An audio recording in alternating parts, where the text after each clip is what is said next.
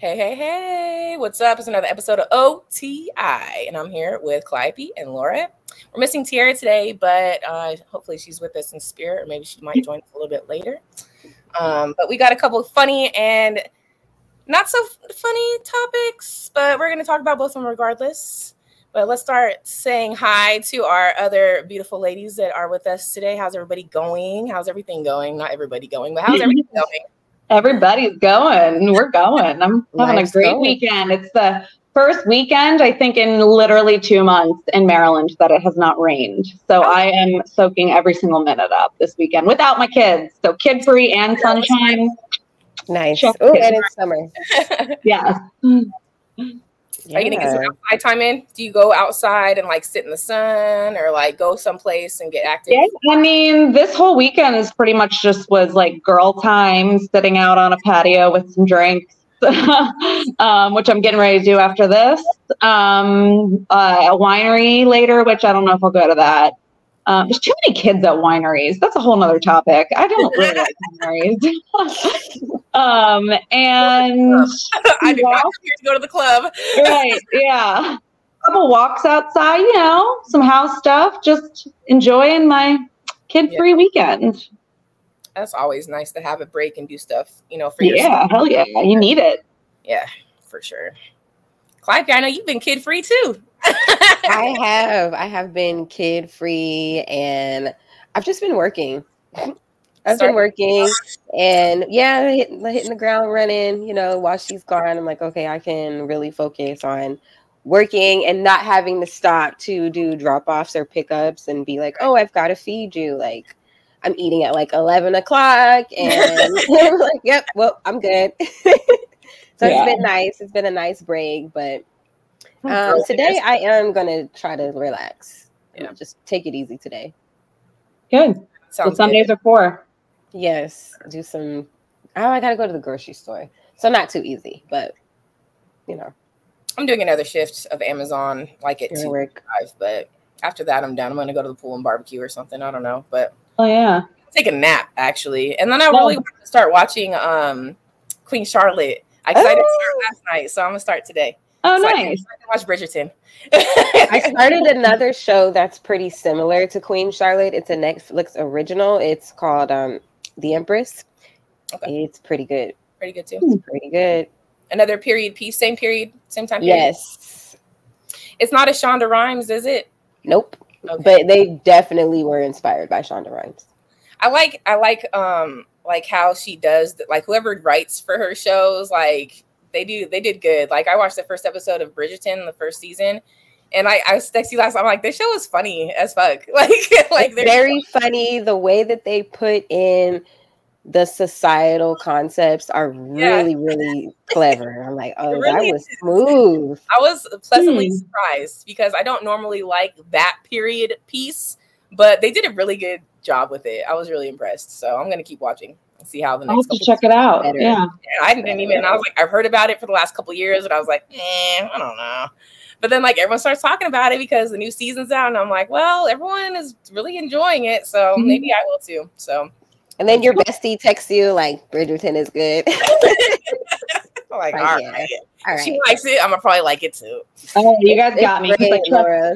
I trust your opinions, so you'll love it. You'll love it. Okay. You get to see yes.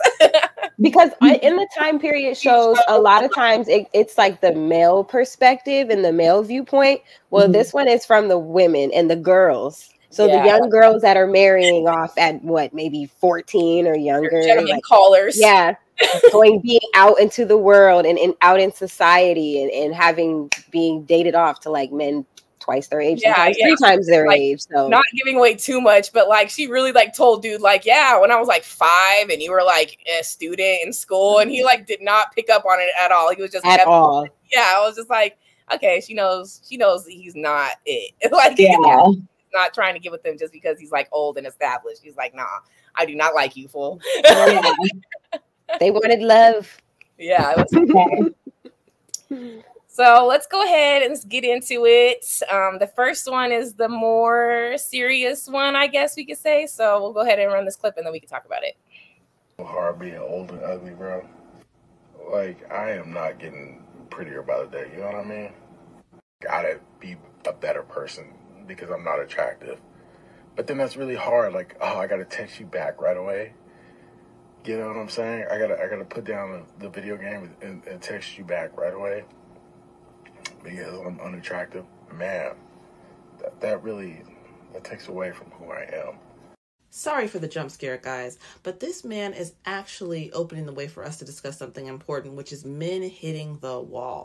I don't have to argue the point. He already argued it. He said it's hard for him because he is old and unattractive. He talked about how his options are dried up and he is so desperate for some attention from a woman, specifically a woman. He's like, oh yeah, these guys try to encourage me and be my friend. I don't want that. I don't want a sausage fest. I need a woman. I need validation. That just goes to show you how important you are, ladies. You should not be giving your labor away for free, especially to old and unattractive men. Because what was the next thing he said? He's upset that he's old and unattractive because he doesn't have free access to women. Now he has to compensate by being a better person. And he doesn't want to do that because it's antithetical to who he actually is. So he knows he doesn't have attractiveness or money to offer. He said he has no personality. He's just dull. But he doesn't want to do the basics of being nice, of showing interest. But this point of view isn't unique. If you listen to any sort of incel, red pill guy, they all say the same kind of things. Oh, it's not fair that we have to be nice and trade niceness for sex because the Chads are just doing whatever they want. They have this idea in their mind that handsome men are not just mistreating women. They have this sick fantasy that alpha men have women lined up 10 deep outside their bedroom. And they're, when they're done with one, they say, hey, send your sister in. And they slap her across the face with an eggplant. And they're like, this isn't funny, but the way she is narrating what her interpretation of the video was is hilarious to me because duh, you have to be nice. Yeah, right. You have to be nice. We didn't learn this in kindergarten. Yeah, I don't think it's this guy. First of all, that guy is not ugly. I think if he cleaned up his beard and put a nice outfit on, I don't think he's ugly. But it's the attitude. Oh, I have to be I actually have to show a woman interest now. No, it has nothing to do with your looks. I have so many thoughts. A guy could be a 10 out of 10 on the eyes. You better, just because to me, I don't care if you're a 10 out of 10 and you have money and you look good and your body is nice and you have a pretty smile, you better be texting me back within a reasonable time. That has nothing to do with how you look. Yeah. So I think it's this guy's attitude that's the problem.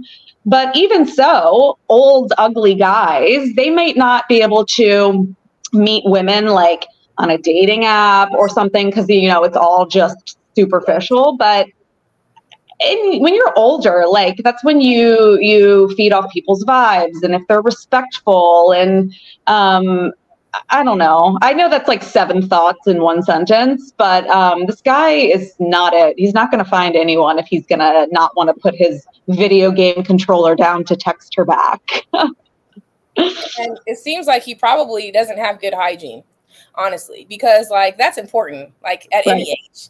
But if you're worried about shaving your beard or looking nice or having to get your ass up off the couch to text somebody and make plans with them, what do you not like women? Right. Do you not like women at all, or do you just want to have a woman there that's convenient for you for your sexual gratification, or do you want a deeper connection? What is it that you're actually looking for in your old ugly age? Because we're looking for depth in our old age. Some substance in conversation and experiences.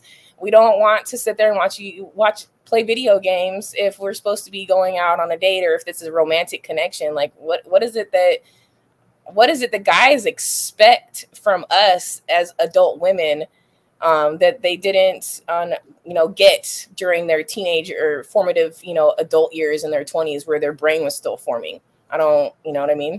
And it's honestly offensive to us as women that he thinks that like just because a man is attractive, then we're just like, oh, you're fine. You don't have to respond. Like, you don't have to give me attention because you're a cutie pie. Like, get the fuck out of here. That guy has some issues. Like, men think women are very shallow when a lot of us have done some of the work, or a lot of us has done a lot of the work, where we're like, no, we want more than just someone who looks good. We want to be considered. We want to be treated nice. We want prioritized. We want to be prioritized. Have experiences outside of the bedroom. Like, there's a lot going on. And be a friend. Be a friend. Be a friend. You want a friend with benefits? Then be the friend part too. Right.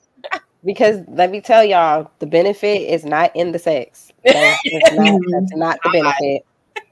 It's not the benefit. It's actually very risky, and it's a liability even, because there's so many risks that we take from even doing it. So you cannot say it's an even exchange. It is not. It is not. It's just not a fair trade. So there has to be some substance beneath the sex. Like, has to be. And if that's just you texting back, then do that. If that's all that you can do, but you should be able to do more. But if that's the bare minimum of what you can do, then that should not be hard. Work at that. Yeah. Work towards that. And then work towards that. When you've accomplished the texting back phase and you're like, okay, like maybe I should just put the controller down and have like a 10-minute conversation so pick that up the phone. Or pick up the phone, have a regular conversation, feel the vibe through the, like talk and like have a conversation. That way, like, people don't talk anymore on the phones. Like, they don't do that. That's not a common practice, really. People want to text. And like, at first, like, because I'm so used to texting, I did not like it when guys would call me right away. I'm like, oh, why are they calling? Like, I'm not ready to have a conversation right now. I just gave you my phone number. Right. Let's jump in. Let's get to it. Now I'm like, oh, I'm glad they called because I can hear their voice. We can have a conversation. We can just skip all this unknown stuff that happens when you first meet somebody, if you meet them online or something like that, or like even when you meet somebody in person and you just exchange numbers really quick.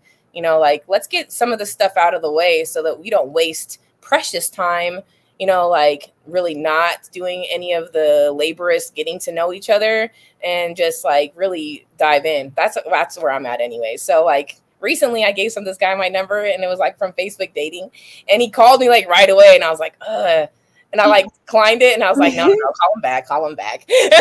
Yeah. Like, call him back. Had you even met him yet? Yeah, we made plans. We went out to lunch yesterday. So it was like really quick and like we decided that like we like each other's company and then, just go from there. But like he was very quick with it too. Like he was like, yeah, let's meet up. And I like that. Like now I like that. Now I don't want to waste time because I'm like, do I like you or not? Do we like you? Do we like each other or not? Right. So, I don't need a pen pal. Because you're bored. Yeah, you're bored and you're looking for somebody to chat with. And there's nothing wrong with that. But if that's not what I'm looking for, then I want dates. What are we doing? Yeah, I want to go out. I'm trying to be. I want to dress up. Booed up by the Halloween time. Okay. Right. Like, dating and stuff. So it's like when a guy's like, oh, I don't even want to text back, or I don't want to like do this. It's like, what do you mean? That's the fun part of getting to know somebody is like you need to go get a sex worker at that point. Pay them. You need to go have a sex worker. Come and pay them to leave. Yeah. And if you really like someone, this is for men and women, like you want to text them throughout the day and like hear about their day. And like you're looking forward to their response. I don't care what age you are. I'll be 40 in less than a year. And when I like someone, like I maybe I'm not going to like read it and respond right away because I don't want to look like a psychopath. But like I want them to feel like desired and like they're a priority, if it's something special. Even that thought of you looking like a psychopath responding quickly, like that's not fair. Why do we have to wait to not feel like we're being too much? Like, I like you, I'm gonna text you back as soon as I see it. Like, why do we do this game? Like, still it's a game. Yeah. Right there. Come on in. All right. What's up, y'all? OG host of OTI. But so there's a few things that he said there that I want to address. So, The first thing, the dang, I had to put my video game down to text you back right away. I think he was just being sarcastic. I don't think he literally means that. I think he means in the sense of what you're talking about. Like, I don't want to text back right away. So if I'm doing something or, you know, like he used video games, but I don't think he literally means like this game is more important than the relationship I'm trying to build. I think there was sarcasm. But even with that being said, with that said, I do think it speaks to sort of what you're talking about where I don't want to come off thirsty, because that's like for a while now it's creep and, you know, all of that kind of stuff. But for a while, the worst thing a dude could be called by a woman was thirsty. Like that was the worst thing. Oh, he's thirsty. He asked me for my number right away. He just met me. Or, see, I don't like that either. I feel like that's childish. To me, because you're in a sundress, you look beautiful, and I may never see you again. So this is I'm trying to get it in right now. Right now. So if I don't approach you right now, it's a wrap. So like that's our mentality with it. You know what I'm saying? Like it's more of a, I'm not trying to be gross or creepy. It's just you're gorgeous, and like this is my one shot. I and maybe you say yes. Like who knows? You miss 100% of the shots you don't take, right? So there's that aspect of it.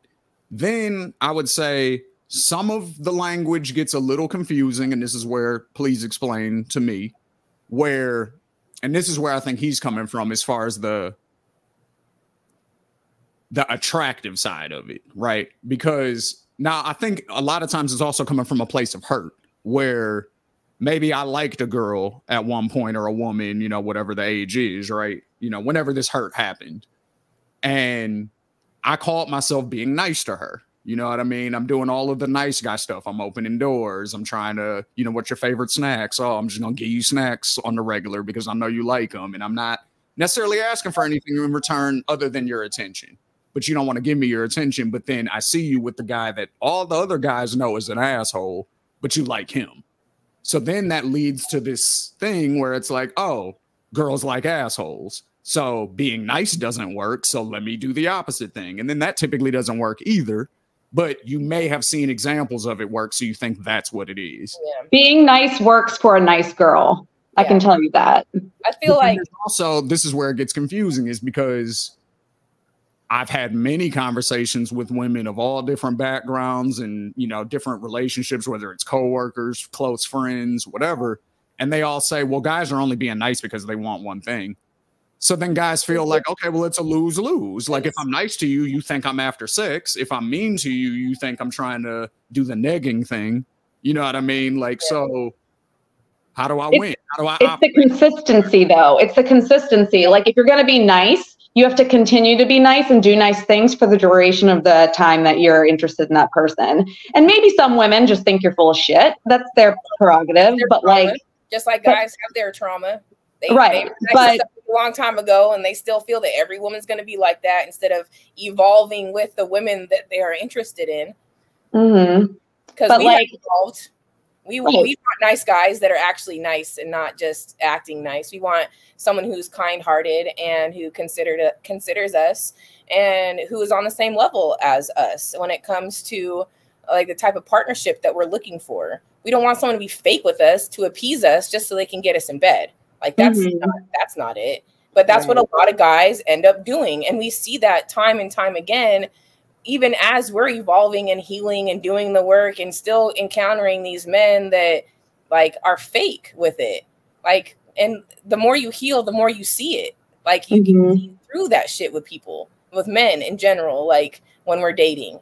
Like you can see it right away, and you're just like, why, you know, like I thought we got through this, like at a certain age, but there's 40-year-old men still playing games that haven't grown up, haven't evolved, haven't done any of the work. They're still assholes. They're, you know, they treat women like crap. They got mommy issues. They haven't done not a lick of therapy, but then want us to be like, why don't you like us? Why won't they give us the time of day? Because you haven't done the work. You're not evolved enough. You're a mean person. You're a mean guy. In general. In general, your friends don't even want to be around. Like, and you don't like feeling rejected, and you haven't done anything to change so you're not rejected. And then you take it out on the women that actually give you a chance, that see something in you that you don't even see in yourself. That's from my personal experiences with dating over the last 20 years. And I think, Shane, like you doing nice things for women, and if that's who you are, you want to make that girl that you're interested in feel special, and you want to show her that you're interested, continue to do that for her or the next chick or the next chick. Like, just because we weren't successful with one person, like that's on them. They just weren't into you, in my opinion. But I think that you should continue to do all the nice things if that's how you want to treat a woman. And there are some women out there that don't feel that they deserve a nice guy. So they're not going to be attracting like kind men who treat them nicely. And so it's kind of like this offset of like men that are kind of like into this where I want to be kind. Like Shane, I know you personally. I know you're a kind person. Like if you're in a relationship, I know that you would treat your person like with the utmost respect, and you would want to do fun things and like all the things. Not every guy is like that. Not every guy has gone through therapy. Like they don't treat women like that. They expect women to, you know, like fall in line, or, you know, like they expect to be rejected. So they off top, they don't treat you that nice. You're just like, dang, I haven't had a chance to reject you yet. And you're already making me want to reject you. You're already, you probably like, I'm sure you've got a bunch of guys like, why are you saying that to me? That's giving you my attention. Rejection. That's 100% what that is. Whenever a dude says that, it's so that when you, because in their mind, they're already assuming they're going to get rejected, but they're shooting their shot for whatever reason anyway, right? But they're sort of mentally preparing for when you say no, it won't hurt as bad because I already kind of. Well, you're fat anyways, you ugly bitch. It's the same thing, but the opposite. So instead of making fun of you, I'm going to just make it seem like you're too good for me. And then that makes me feel like you're right. You're right. And you still have work to do. And you're going to attempt to knock me down off of where I'm at. I'm up here. And because you feel like I'm up here and you're here, you are going to do everything in your power to knock me down till I'm here. Instead of rising Instead of you rising up and meeting me even a little bit higher. No, I've done that. I'm sorry. I've been there. And that never, the guy who feels like you're too good for him, he will do everything to make you bad. Oh, everything he can to break you. Is terrible too. Like, and it's like, well, I gave you a chance because because you are cool, right? And now I feel like, oh, you don't even like me, or the resentment comes in, and now you're like angry that you even approached me in the first place, but like you did that, like. It's it can be very odd how these situations end up, especially when you do give someone a chance that you wouldn't typically talk to. They always show their ass. Always. Yep. Yeah. And like, I feel like there's a sense of entitlement with the whole, I was nice to you. Like, I was nice. Where's my vagina? You should just be nice. Like, there's not being nice does not promise you a plate of coochie. Like, that does not mean you're gonna have it served on a platter. No, that was never the case. But that's where the discernment comes in. Don't just pick a girl and be like, well, that's the one I want. I'm gonna be nice to her, and she better like me back. And she better give me some too. She better give me some. If not, fuck all you whores. Like, and you're all whores. You're all of them. I'm like, well, you've been ignoring the girl who watches the same shit that you watch. She dresses in the same weird way that you dress. Like, why not like the people that like you? That's like the discernment don't be there. I'm sure that guy has some matches out there, but he doesn't want those ones. Yeah, he wants the ones that look like the woman that rejected him a long time ago. He wants those ones. You want somebody outside of your league that doesn't want to sit there and play video games with you. Go get a gamer girl. Right. They're out there, but that's not and it's not just men, but we see it with women too. Like, want what wants you.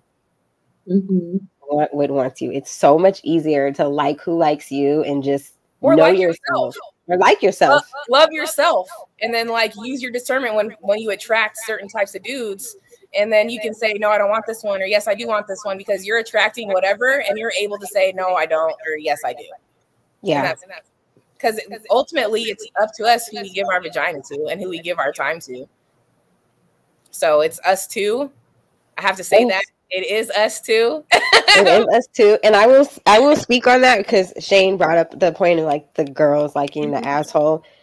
Sometimes he does have fun. He's fun though. Like he's good times. He's laughs. There's laughter. Like there's entertainment there. Whereas the other guy is so insecure about who he is, he can't even relax enough to have a good time. He's on pins and needles. That doesn't make us feel comfortable. You can feel the anxiety. You can feel the anxiety, and it's not. I don't know. Maybe for women, it just doesn't translate as nervousness. It translates as like incompatibility. Like there's no chemistry there. You're not confident. You're not. It doesn't work. Like what? Yeah, like you haven't complimented me once. Like the asshole guy is like, well, what do you want to do? I don't know. What do you want to do? Fucking make a plan. Fucking let's go. Like, what are we talking about? That goes into that goes into okay, so you guys tell me how true this is before I say it. Okay. This is something I've heard my whole life. I don't know if it's based on a study or if it's true or not, but it's like within the first 20 seconds or within the first minute or something like that of a woman meeting a guy, heterosexual or women who are into dudes, by the, specifically, but they'll know whether or not they'd want to sleep with them or not within a very short amount of time. Is that true, or is that no? Because attraction does not work the same way. Off of, and we're basically like, okay, because that works for y'all. Because that's how y'all. Yeah, that's how y'all think. But that is not how it works for us. That's how men think. That's one part of it. That's one part of it, and then two is because operating under that assumption, we're like, okay, if she says yes to the date, so far everything is a yes. Everything is a yes until I mess it up. So if I mess it up by saying the wrong thing, by wearing the wrong cologne, by asking the wrong question, by planning the wrong date, and she's like, oh, we're incompatible. So that's why a lot of it is, well, what do you want to do? I want to make sure you're having a good time. Like, I'm going to enjoy whatever we do. I don't really give a fuck. Like, just whatever. I'm with you, so I'm going to enjoy my time. I'm going to make sure I enjoy my time because I'm with you. So you pick the thing, because if I pick the wrong thing, then I just talk myself out of the situation. You see what I'm saying? So it's like we're constantly like, because then you also have to remember that it's the opposite situation for most dudes than it is for women. Women get approached on a regular basis and you're like swatting dudes off. Like, no, get out of here. You're annoying. You're, all of this stuff. Men, when we get a yes, that's a lot less likely than it is for a woman to be approached. So we got we know the next yes is coming. Like, so we're like, yo, we got a yes. We got to make this shit work. Like, so you get excited about it. Like, okay, this might be the situation. Like, okay, like this might be. And see, then we like the excitement. Like, wait another 2 years before you get a yes again. You see what I'm saying? So there's dynamics at play that I think, like, guys need to talk to us more then, so they can figure out what. Sure. Because I have explained this before. What you like to do? What are your hobbies? What are your interests? Instead of like, well, what do you want to do? Like, talk to me. Talk to each other and figure out what we have in common so that we can figure out what a date is going to be like. Mm-hmm. You're going to have to pick up that phone and it's talk. Hard to plan something when you don't even know somebody. Like, okay, well, I like this, but they could be completely opposite. Like, I don't even watch TV, but you took me to a movie when I wanted to go to a museum. Like, you just and ask questions. Mm-hmm. Like, I don't think people ask enough questions about each other. Guys don't ask a lot of questions. That's always a easy way for me to tell what you're here for. Like, what about you're not asking anything. You don't ask. They're not asking no questions. Yeah, everything is. Well, what about you? Yeah, you're not. You're here for something else. You don't really care. On your own, sir. Right? Like, no. Interested in to ask a question, or just and then with the like attraction thing. For men, yes, that works. Like you see something, you like it, you want it. Okay. But for women, we see something, we like it, we're interested. Not I want it, I'm interested. Okay. The date is going to determine whether or not I want to be physical with you. But like I don't know that just based off of like looking at you. If like I'm attracted you might be fine. I might like what I see. but that does not mean I'm jumping in your bed. Like, I have a don't know how to whole read world in me to conversation govern. sucks. Yeah, I can't exactly, like nothing else aligns for me for the juices to flow down. The juices start flowing here, and then they move down. If you don't have anything else happening, like no, you can be fine. You can be beautiful and everything. But if you are dumb as a box of rocks, I'm gonna leave you right there in that dirt pile. Yeah. Shane mentioned like, oh, like in the beginning, if the dude picks like a wrong activity, then he's out.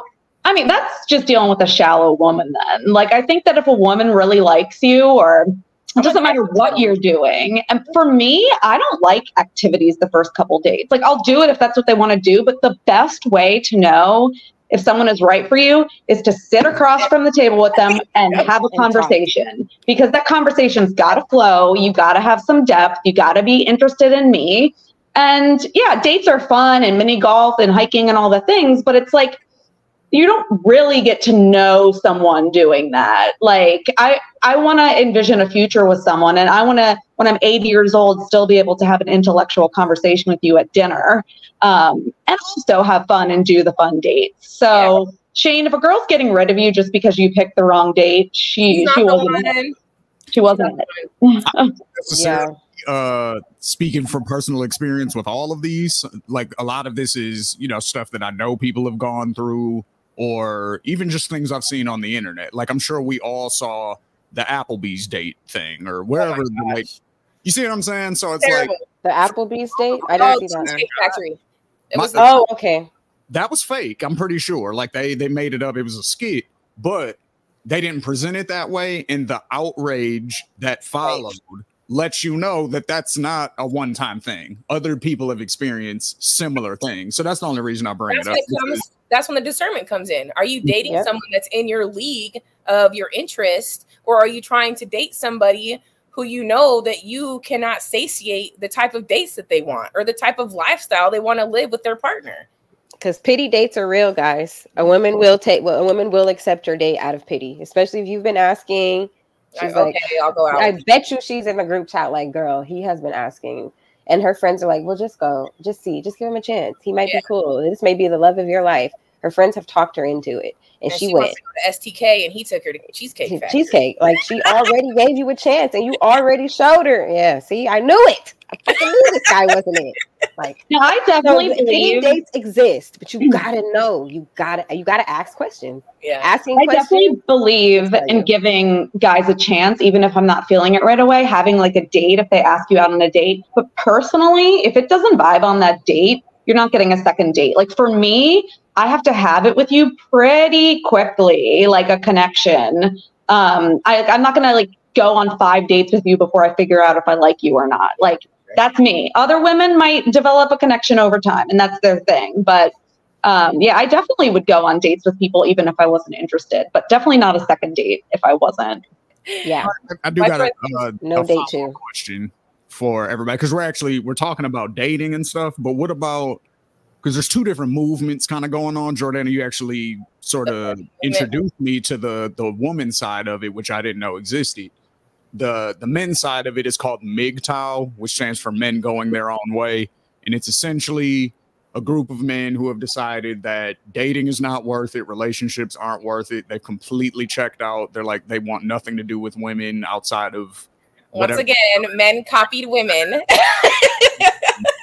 I'm only bringing this up because I heard about this one first, because it was like popular on Red Pill YouTube and stuff when like Fresh and Fit and all of them were blowing up. Like a lot of these guys were blowing up at the same time. So the 4B movement came out. But yeah, the 4B movement started, I think, in Asia. Yeah, right. But so it's just interesting because a lot of the reasonings when I was reading up the woman side seem to line up with the reasons that the men give. Like for like just different like laws and stuff that are biased in favor of one side or the other is part of it. You know, for the men's side, a lot of it is like child support and like alimony and stuff like that. Like when divorces happen, usually, you know, again, whatever, like this is what they say. Yeah, women benefit a lot. We don't want to pay for our kids. So they should do that. they encourage dudes to get snipped and never have children. There's just a lot of stuff. They basically encourage them literally to go their own way, just be a hermit in the woods somewhere, and just. And they should. I approve. I think that men who feel At that least way for a period should. of time. At least for a period of time, so they can know themselves. Because that's what that'll do. Being by yourself will help you know yourself without any other shit around you.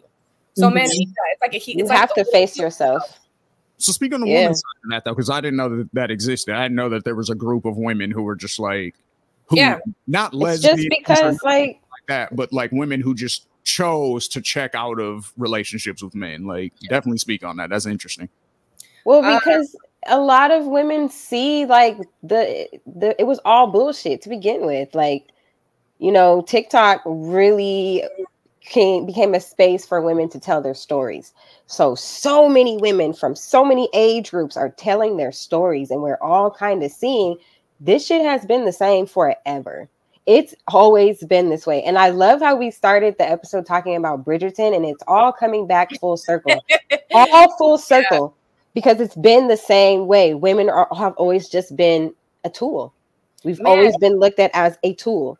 Something to be a prop on the side of a man. And even in 2024, it still hasn't really changed. Like the way corporate America works, women are sacrificed. We're the ones who have to miss out on career growth and even just growing our minds, learning, because what are we doing? We're with children. We're building up a child, a new human being. So our intelligence levels don't even get to grow. Can you imagine some women who have kids from the ages of like 6 months to 5 years old? All they have is children to talk to. They don't have any time to go out. What happens if the man leaves them? They have nothing to fall on. And men are mad because they have to pay for alimony and child support. But this woman was just in the house raising your kids and basically creating your whole life while you go out and gallivant. You're right. Explore the world. Be a man. Well, you're going on business trips and working 12 hours a day. At home. You're financially supportive. Wiping ass. Cleaning snot. Yeah. Yeah, exactly. Making repetitive dinners. And then they're like, we don't want to pay alimony. So women have seen it. We created a life and a family and a home for you for this period of time, but we didn't get compensated for that. Like a house and a car to drive and 5 snotty-nosed kids to take care of is not compensation. Right. No, yeah, I stopped my career to raise our children, and then you cheated on me. So yeah, you owe me some freaking money. I need some compensation for my time. I literally put a bookmark in my life and said, "Here, I'm gonna let you write from here on." Because I stopped writing. The woman was like, "Well, we have all these kids, but I got a career, and you got a career. So who's gonna sacrifice?" Typically, it's the woman who sacrifices so that she can stay home. Rarely do you see men, more so now than ever, but rarely did you see men staying home raising the children. Unless the woman makes like a crap ton or something, or is a doctor, or And even then, it's really less what a man would make in her position because that's the way our society is, and that's the way it works here in America. You can look at the numbers, like during COVID, so many women had to stop working. Yeah, and it got bad. And homeschool. They had to stop working. They had to homeschool. It got really, really bad. And then somebody who works in like the child welfare world, child abuse went up. Domestic violence went up. People got to be around. Had to be around their spouses all day because everyone's at home. Yeah, it got crazy. Now they're fighting. Bad. It got bad. Children were starving. This is really like when I'm not home all day, or like. This is what happens when I'm at work, or, like, this is what you're like when you're, but you're at work all day, so I don't have to deal with it. But now you're here all the time, and now I got to deal with your fucking attitude about the house being messy, or the kids, being hungry, or some shit like that. There's always I'm home, and now you're fucking asking me to help you. I'm working. Like, there's work to be done here, too. So house and kids, it's work. It's work. To answer your question, Shane, 4B is that's what started it. Is just women realizing and it started. I looked it up in 2019 in South Korea, where it's also a very misogynistic place, just like America is very misogynistic and patriarchal. And the men are the ones who are the breadwinners typically, and they look down on women and they don't get as much respect as they should. And that's, I feel like, how we feel a lot of the times. Like, we don't get enough recognition for being mothers and keeping a job. Like, we do a lot of shit. So like, and then like having a man not, what's the word I'm looking for, discredit like the work that's being done. Like, no, we can do bad all by ourselves, and we don't need a man to do bad or to do good. We can do it without you. We don't have to marry you. We don't have to have your children. We have our sisterhood. We have women in our life. We have our families. We have our communities. Like, we have been doing the work in that period of time. So we don't feel like we need to have the company of a man who doesn't even act like they like us to begin with. Right. That's really what it is. Like, I'm not about to do all of this, all these sacrifices and wear and tear on my body for a man that doesn't even like me. You don't even want to take me nowhere. You'd rather hang out with Susan, your secretary, and go on a trip, a business trip, and we're at home with the kids. She will remind you of the life you created with me. Exactly. She will remind you of the life you asked me for, and I delivered it, and now you hate it. It's too much for you. You want out. So let me ask one more question about something Jordana and Calliope just said. Yes. Calliope, you made a good point about in the workplace. Like, women are still not afforded the same type of opportunities and things like that for like career advancement and things of that nature. And so my question is, how much of that, like in modern times, like I'll say the last 4 years, like COVID post, you know, because I think before that, I agree with y'all. You know what I mean? They just weren't given the same opportunities and stuff. It was slowly happening, you know, decade over decade. More and more people were allowed to get their educations. More and more women were going to college, getting degrees, things like that. So it was changing, but not fast enough, right? So, but specifically in the last 4 years, and hear me out because I'm not blaming. My listening ears are on. Okay. We're open and compassionate. Go ahead. Be clear, you know what I'm saying? I'm not blaming anything. I'm just a cause and effect potentially. Mm-hmm. With Me Too happening, right? There was a heightened sense of men being aware of their behavior. You know, for the first time, even in my case, you know what I'm saying? Y'all all know me. You know, I think y'all consider me a gentleman and a nice guy and all that stuff. But even I learned, gentlemen, like, oh, there was stuff I was doing that maybe wasn't cool. Like, you know what I mean? Like, I learned that during Me Too when I was hearing all of these different stories. Some stuff I just felt like normal wasn't cool necessarily. You know what I mean? Going up at a college party and just starting to grind on the back of a girl's ass, not cool. I wouldn't do that today. You know what I'm saying? You know what I'm saying? You're also not 20. Right. But like, I was a grown man at the time, so still, like, you got to hold some responsibility. So it's like, okay, I acknowledge that what I was doing probably wasn't the move, and not gonna do that no more. With all that being said, though, there have been studies that came out. There have been news articles and everything written about exactly what you're talking about, Calliope, women not getting that same advancement in careers and things like that. But the main reason for that, at least in the last few years, has been because men in positions of power are afraid to have one-on-one meetings with women. They're afraid to have like those business trips that you were talking about with the secretary. That was the thing you said, Jordana. You know, the business trip with the secretary, that's not happening as frequently anymore, which is causing the women to not have the same level of mentorship and things like that, because dudes are scared that, you know, women are going to say something like, oh, he looked at me the wrong way during lunch and now I got an HR issue and now I got to leave the company. You know what I'm saying? Yes. I'm not saying, and it's full circle again. I'm not saying most Me Too was that. I think most Me Too was justified. You know what I mean? And it was women telling true stories, but man, we all did. I can't act like an asshole. Yeah, full circle. Like the guy said, I got to be a good person. We saw it was like, okay, that's not what that was. You know what I mean? So it's like, I think dudes became scared of hey, that's not actually what that was. Like for a big example of that was Aziz Ansari, you know, the comedian. He went out. Oh, yeah. It was consensual between him and the woman. She admitted it. He admitted it. But then the next day she felt bad and said, oh, he forced me. And then that came out and it was like, no, that's not at all how that happened. Yeah. Like, so you see, he's got to fight for his reputation. Right. Yeah. Well, I don't want to be Aziz. So let me just not take the trip, or let me not. Not at all. Yeah. You see what I'm saying? So how I do. And like I said, it's full circle. Like you have to use discernment. It's discernment. As much as men want to distance themselves from feminine anything, you need that. That lack of discernment has gotten men in so many shitty predicaments.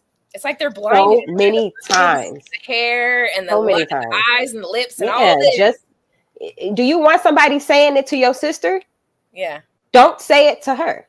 Do you want your mom's boss talking to her in the manner that you're talking to this woman? Then don't you let that shit come out of your mouth. And it is that easy. It's that simple. Yes, be decent. Be respectful in every area of your life. It's not, well, I'm just not going to do it at all. And we see that, and that's abusive. That's abusive. Yeah. That is abusive. I can't do anything right. I just won't do it then. Like, you're withholding masculine energy that women can actually benefit from because you don't want to do the work. And you don't get to benefit from the feminine energy that comes with a healthy relationship, whether it's platonic, with your work person, with your relationship with your partner, your significant other. Like everybody loses out. Everybody's losing because you don't want to self-govern just a little bit. Just a like little. That's all it is. Like all or nothing. Like it's an absolute now. Well, if I can't walk around and treat all these women like they're at my leisure to sleep with, then I don't want to. You can't be here then. Like so. I can't flirt with you at work. They were speaking to because I agree with all of those points. Like you can't just be an abusive jerk and then if I can't be an abusive jerk, then I won't say anything. Yeah, I totally agree with that point. Yeah. I'm speaking more so to the people who are just paranoid, who are like, if I'm having a one-on-one business meeting with this woman and it's just us two in the room and somebody walks by and they go, but why are they paranoid? They didn't have the experience. It happens. That's why I explained this. But it didn't happen to them. If you're not a shitty person, then your reputation will. You don't have anything to worry about. So if someone goes to HR and says, "Oh, Shane was like this," and HR knows you, and you haven't had any record of anything, and people in your job and your boss is like, he's never acted like that. Like it's gonna go into an investigation mode because that's not your character. So now we're like, what's really going on? And if that doesn't happen, and that has recently happened to an ex-coworker of mine. But he was being inappropriate. Lo and behold, he was being inappropriate. But because he did not have that reputation and he was solid with the workplace, he got to keep his job. He did not have any consequences. But even though what he did was inappropriate, he got to keep his job. Damage too, though. Like you can put a jacket on somebody, and even if they're innocent, the stigma might still follow them. So I think a lot of times dudes just want to don't want to be associated. You know what I'm saying? Like, and I get that. And maybe there's a way around it where you have a third party present. Maybe it's not. Maybe you don't have to have one-on-one meetings. Maybe there's a third party present. Maybe you sign a contract agreeing to have this meeting recorded. We do meetings on Google, on StreamYard. So it's recorded anyway. Yep. Nothing that I said can be, you could trace it all back. Yeah. It's all about like self-governing and protecting one's self, seriously, because yes, there are women who do weird shit. I'm not going to act like that doesn't happen. It does. It's been happening since high school when girls were accusing football players of rape. Because you got caught being weird. Yeah. Because you got caught on some weird shit. Yeah, like, come on. It does happen. That's so all I'm not going to act like, everybody acknowledge that, lying on y'all. There are some weird ass women out there that put men in these fucked up predicaments that don't deserve it because they think that maybe that they're weak or docile because they're nice, kind men and they can get over, or because they're hurt and they want something and feel like they were slighted because they don't feel like the transaction was equal. So now they got to get their lick back. At the end of the day is people who are hurt and they're looking for reasons to justify their own pain. That's really all this. Even with the men that treat women not so great, like they're hurt. They got hurt a long time ago, and it's just been building and building and building until they meet somebody who will take some of it for a little while, and then like, well, let's see how much more they can take. Like he didn't hurt you like this. I'm gonna hurt you like this. Like, oh, he didn't hurt you enough. Well, let me do some more for you. Like, you know what I mean? Like, let me see how far you still haven't learned. Yeah. Let me see how far I can take. 4B movement. But always like I don't want to like get on here and like man bash or anything like that because like we love men. Like, we just want men to we just want men to be better. I like them. I do like them. I don't care for them in this current state that they're in. I don't think that the way that they're presenting is acceptable. It's not attractive to me. And I'm disappointed in how they've been presenting the lot of them, not all of them, but the lot of them. And do better, because I think a lot of women would like to have a form of companionship, and it may not look like marriage, and it may not look like traditional or anything that's ever been presented to us. It may look completely different. And I think if more people were open to that, we could all kind of have it. People wouldn't be so alone and have these feelings of loneliness, because you just open up a little bit, know yourself, learn yourself, be a good friend, be a good friend, you know, person. Lead with like your heart and not your penis at most periods of time. You know what I mean? Like, treat people how you would want to be treated. Treat people how you'd want your mom to be treated. Like that part. Or your daughters. Your daughters, if you have kids, like your future daughters. Yeah, the first time that you feel like you have to be respectful to a woman should not be when you have a daughter. Yeah. That should not be the wake-up call. Like, oh my God, women have to be treated better. Like, because now you're the parent of one. Not come out of a woman. You treated your mama, your sisters, your aunties, somebody else's daughters. Yeah. And you think now you expect the world to be kind to yours. That's deep. The sins of the father fall upon the daughter. Don't forget. So what you do, man, your daughters, your granddaughters, your nieces. Yeah. They're not untouched. Nah. They are not untouched. Speaking of traditional relationships, we do have one more clip. Yes, let's see this. Hey, what's wrong? So you're not gonna talk to me? Hope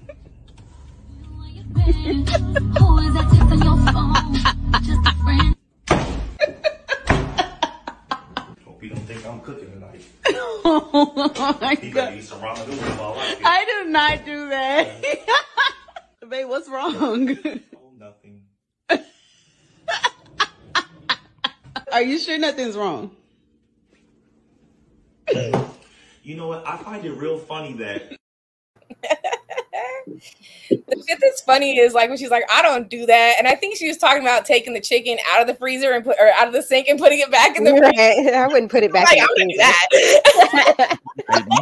All the rest of it. All the rest Would have put it in the fridge. Yeah. Put it in the fridge for tomorrow. Yeah, like I said in the pre-show, I don't do that. If I got something on my mind, I'm gonna say it. It's like a very small filter from brain to mouth. Yeah, there's no passive aggressive. There's no, you got to figure out what's wrong. You're gonna know. I was like 21. I got married when I was 19, and so like I had a lot of trauma from what I thought a marriage was supposed to look like, and things that I'd seen growing up, and being in a religious household. And man, I did every single one of those things. Slam the door, like refuse to make food. Nothing's wrong. You know, obviously something's wrong. Like my attitude was fucked, you know, but like, it's just funny to see it now as an adult woman and be like, yeah, we did some dumbass shit. But like you learn and you evolve and you learn to like speak your mind and have difficult conversations, because that's how you grow. But this is funny to watch because I think literally like everybody's been here at least once. Yeah, and I have friends who still do that. And I'm like, come on, like you've been married to the guy for 10 years. Like, girl, that's your husband. Yeah. Like, what are you doing? What are you doing? No, I don't do any. If it's not productive, let's just not. I'm like, let's be productive. Let's get somewhere. And not even just in a romantic relationship, but like friendships, family, like we got to talk about it and we got to clear the air and get this elephant out of the room. Yeah. Yeah. Let's get chat. to this. What's going on? I think all three of us are very like cerebral people also, and we like talking about things. So like automatically, like we were talking about, let's talk about it. Yeah, like let's talk about it then. Like, yeah. I know you got something to say. We always got something to say. Let me access these files. Exactly. Hold on, I got some notes. Yeah. But in the past, you know, before my brain was fully developed, yes, I definitely was like that. I was in a relationship. We cohabitated, like you, from like 19 to like 22, maybe 23. Yep. So yeah, I did all of those things, and even in that space, I did find myself like wanting to have conversations, but it would always be spun to like, oh, you want to argue, you starting shit, why are you trying to fight? And then I would just be like, well, I don't want to fight. Like, I didn't want to have an argument. I do want to have a good day, so maybe just don't say anything. But being such a emotion heavy person, it was too much. It was just too much for me to keep in. And I was a new mother, so I had all this stuff inside of me. So yes, the displays of anger would come out in like slamming the door, or I'm singing, or I'm not cooking. I'm refusing to cook. Like, I don't give a fuck what y'all eat. No, fix your own shit. Fix your own food. But now, like the other two beautiful ladies are saying, yeah, no, I would like to chat, because I don't want to go to bed with my nervous system dysregulated and feeling angry at you. I don't even want to lay next to you if we're not like, yeah, I'm going to go to another room probably, because, yeah. That feeling of anxiety of laying next to somebody that's like you're arguing with, or like there's you're going to elbow me in your sleep. And or like there's so much space, it's like so palpable, and you're just like, why am I even in the same bed with this person? Yeah, I'm like, this is a whole bed between us right now. Yeah. When did we get king size? I thought we were in a full. Like, what is going on? Like, there's so much space. Yeah. I handle conflict with people. There's like 3 different ways it happens, pretty much. So, because I'm a person, I like to resolve it immediately. Like, whatever's going on, we got to solve this now before we can move on. Yeah. So if I do something wrong and you're upset with me, and I know that I did something wrong, I'm going to apologize for it. You know what I'm saying? I'm going to try to make it right, you know, possibly explain where my headspace was so that it can make some sort of sense why I would do something that wasn't cool. You know what I'm saying? But I'm going to ultimately apologize, take accountability, and try to fix it. If you do something to me and you know you did it wrong, and I know you did wrong, it's on you to fix it now. So if you choose not to, then we'll never speak again. You're like, I'm gonna go right to situation like me with somebody right now. You know what I'm saying? Dude was around last year. I haven't spoken to him since because he knows he's wrong. You know what I'm saying? Until you come to me and try to fix it. I don't know if you can at this point, but if you talk about, maybe. Who you talking about? Jay, who you talking about? Fake rapper, you know what I'm saying? The fake rapper he be doing on Twitter. The big Sean wannabe? Yeah, that guy. You know what I'm saying? With the knockoff Cartiers? Yeah. Those are the ones. Not the villain Cartiers. Yeah, that guy. Mr. NFT or whatever the fuck he be doing anyway. Scam. He would have to fix it if we were ever going to have any sort of relationship ever again. It's on him. He won't. But if I did something wrong and I don't know I did something wrong, and you don't let me know I did something wrong, then again, we can't fix it. There's no moving past it. We're just going to know what's broken. So it's all entirely about the communication. You know what I mean? But I will cut somebody off. Like, at the same time, I'm emotional and logical. Like, right down the middle. Like, right in the middle, baby. I think also that comes with maturity. Like, it comes with, and that's why, like, I know there's this thing where men prefer to date younger, but it's like, y'all be trying to date younger and be getting your feelings hurt because them young girls be eating you up, spitting you right out. For an old bitch. No feelings. That's what they do. Feelings. Yeah. They will eat you up. And you're wanting this emotional maturity, but you're asking for it from a child. You can't get it from her. She's not there yet. She's beautiful, but she's not pretty evolved. And fun to look at, but she's not evolved yet. And she's gonna act just like that. She's gonna do all of that shit because I had to go through it. Jordana's had to go through it. Laura, maybe you surpassed it. But cool. Like, a lot of women are there at some point in their early 20s in their lifetimes. Like, we just don't know. And then we've all been conditioned to be the peace. Well, you don't be quiet, be pretty. Don't be bringing up problems. Be his peace. You don't want to start an argument. So be his peace. There's a lot of women who are not going to feel comfortable saying anything. You your peace, all right. Well, mind. Yeah, peace of my mind. There's a lot of women who just ain't comfortable saying, topping their shit. Like they're not confident there. They're not there yet. It took me a long time to get confident. It takes time. Now I do think there's a separation, right? Because so I think if I'm wrong, check me. You know what I'm saying? If I'm wrong, check me 100%. In private. Not even that. We have established that checking is appropriate. Do it. You know what I'm saying? Right. If I'm wrong, I'm wrong. It is what it is. But this is wrong in my opinion. But like, you don't think is it a big deal? If it's a big deal to me, then it's a big fucking deal. Yeah. If it's a big deal to you, that's not a big deal to me. It's a big fucking deal. And if we're in a relationship, I should know it's a big deal to you. So there's that side of it where it's just like, nah, like some dudes just don't, some people in general just don't want to be held accountable for their shit. You know what I'm saying? So it's, I don't want to hear that. Give me beats, you know what I'm saying? Don't bring more shit to me. There's another side of that. No accountability, no relationship. Exactly. It can't exist. The other side of that coin though is the dudes who maybe have a hard job at, you know what I'm saying, where they're doing construction or whatever the fuck, you know what I'm saying? Or they got a nagging boss in my situation, you know what I'm saying? Where like they got somebody who's just constantly like, you know what I mean? But you can't say nothing back because this is your livelihood. So when I get home, I just need a minute to just kind of you know what I'm saying? I don't need you to come yelling everything that the kids did throughout the day when I was gone or that's definitely understandable. Like, give me an hour and then I got you. You know what I'm saying? But if you come at me right now with all that shit, I'm a snap. Not done dealing with this.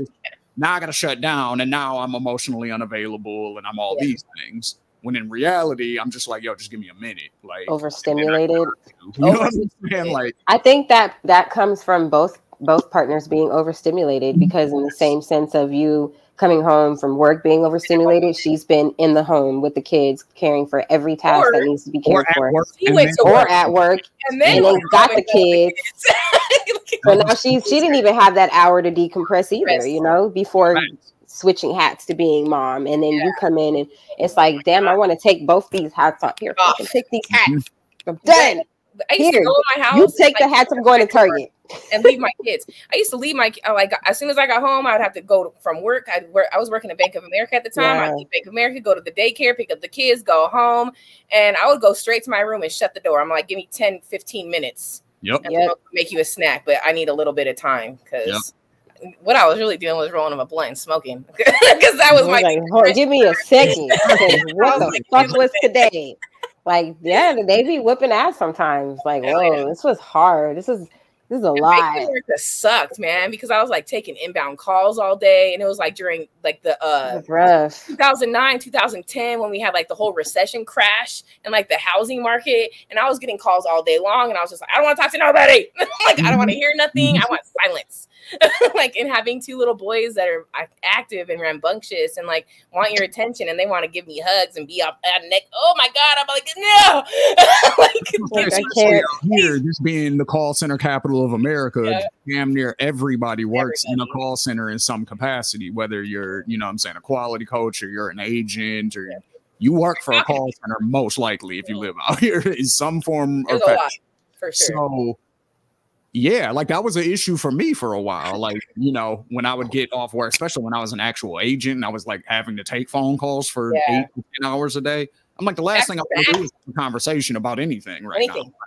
Like, I need silence for a while. And it's like literally silence. Yeah, but nothing. Like, I just want to sit here for a second. So it's like, I think it's a communication thing, just knowing what your partner needs, respecting what they need, that kind of thing. And the overall theme of this show seems to be communication. That's what my takeaway is if people communicated better, I think we'd be all right. On all levels. For the first topic and this last one, it's like, let's just talk and like be like straightforward and direct and honest and transparent with each other. So everybody knows what's going on, how we need to move around each other, or if we need to have extra special care in this area for today, or whatever the case may be. It's like, just speak up and talk and be respectful about it too. Like, there's no reason for us at this age. Yeah, it's all in delivery. It's all in your delivery. Yeah. And if you're not open for a conversation, you know in your mind and heart when you are open for something or you're not. You know if you're going to respond appropriately or not. And if you're not going to respond appropriately, take a moment and redirect yourself and just don't. Or just don't. Or just but don't. you know if you're going, how you're going to come out and respond and what that is going to warrant. So just, self-govern. Yeah. But I think that we got the gist for these two. Communication is key. Yes. Add. Nobody. Go to therapy. Therapy is sexy. Yeah, it's hot. Best decisions I ever made in my life. Yeah, go to therapy. It's really not as scary as a lot of people think. No. But yeah, give it a shot. Please. You deserve it. Definitely. Well, thank you again for tuning in to OTI with us, and we will see you next time. Bye. Bye.